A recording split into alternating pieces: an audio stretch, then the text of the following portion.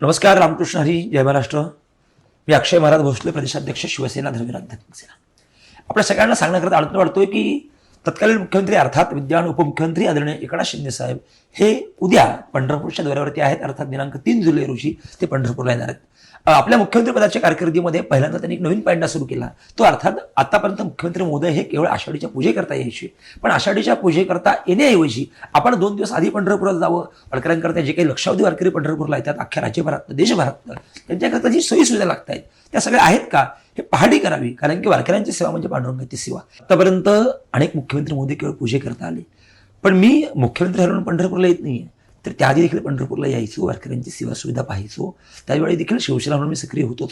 पण आता देखील पद मागे पुढे होत असतात, पण तरी देखील साहेब यंदा उपमुख्यमंत्री असताना देखील माझ्या दृष्टीनं पद महत्त्वाचं नाही, वारकऱ्यांची सेवा महत्त्वाची.